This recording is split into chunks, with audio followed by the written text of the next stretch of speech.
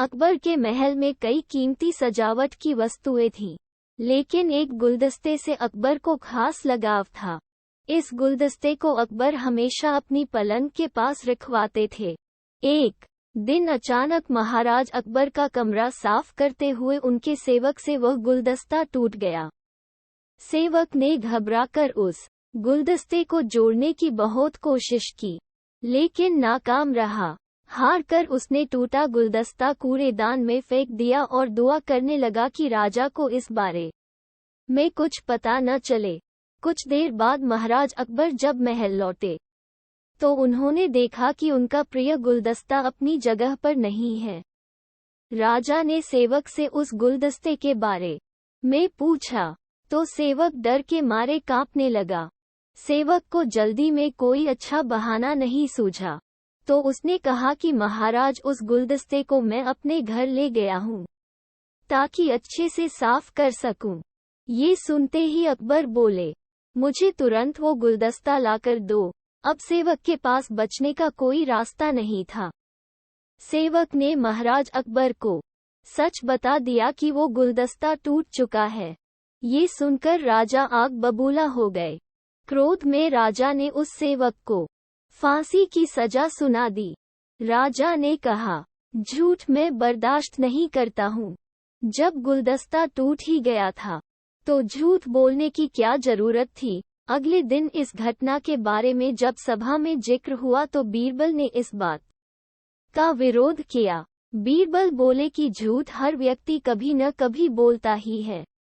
किसी के झूठ बोलने से अगर कुछ बुरा या गलत नहीं होता तो झूठ बोलना गलत नहीं है। बीरबल के मुंह से ऐसे शब्द सुनकर अकबर उसी समय बीरबल पर भड़क गए। उन्होंने सभा में लोगों से पूछा कि कोई ऐसा है यहाँ जिसने झूठ बोला हो। सबने राजा को कहा कि नहीं, वो झूठ नहीं बोलते। ये बात सुनते ही राजा ने बीरबल को राज्य से निकाल दिया। राज दरबार से निकलने के बाद बीरबल ने ठान ली कि वो इस बात को साबित करके रहेंगे कि हर व्यक्ति अपने जीवन में कभी न कभी झूठ बोलता है। बीरबल के दिमाग में एक तरकीब आई, जिसके बाद बीरबल सीधे सुनार के पास गए। उन्होंने जौहरी से सोने की गेहूं जैसी दिखने वाली बाली बनवाए और उसे लेकर महाराज अकबर की सभा में पहुंच गए।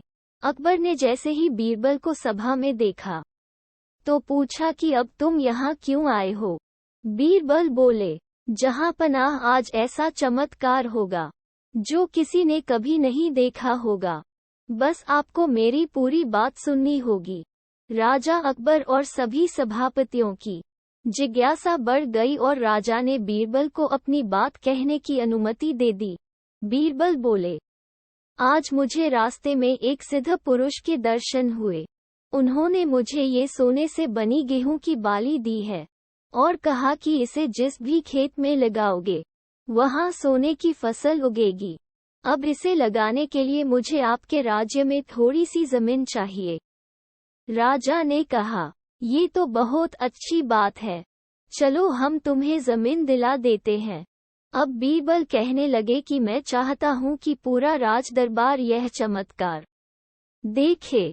बीरबल की बात मानते हुए पूरा राज दरबार खेत की ओर चल पड़ा। खेत में पहुंचकर बीरबल ने कहा कि इस सोने से बनी गेहूं की बाली से फसल तभी उगेगी जब इसे ऐसा व्यक्ति लगाए जिसने जीवन में कभी झूठ न बोला हो। बीरबल की बात सुनकर सभी राजदरबारी खामोश हो गए और कोई भी गेहूं की बाली लगाने के लिए तैयार नहीं हुआ। राजा अकबर बोले कि क्या राजदरबार में कोई ऐसा व्यक्ति नहीं है जिसने अपने जीवन में कभी झूठ न बोला हो। सभी खामोश थे। बीरबल बोले, जहांपनाह, अब आप ही इस बाली को खेत में रोप दीजिए। बीरबल की बात सुनकर महाराज का सिर झुक गया। उन्होंने कहा, बचपन में मैंने भी कई झूठ बोले हैं, तो मैं इसे कैसे लगा सकता हूँ। इतना कहते ही बादशाह अकबर को ये बात समझ आ गई कि बीरबल सही कह रहे थे कि इस दुनिया में कभी न कभी सभी झूठ बोलते हैं। इस बात का एहसास होते ही अकबर उस सेवक की फांसी की सजा को रोक देते हैं। बिना सोचे समझे किसी को बड़ा दंड नहीं देना चाहिए। हर काम को सोच विचार कर ही किया जाना चाहिए। साथ ही एक छोटे से झूठ की वजह से किसी व्यक्ति का आकलन भी नहीं किया जाना चाहिए, क्योंकि कुछ परिस्थितियां ऐसी होती है कि लोग झूठ बोल देते हैं।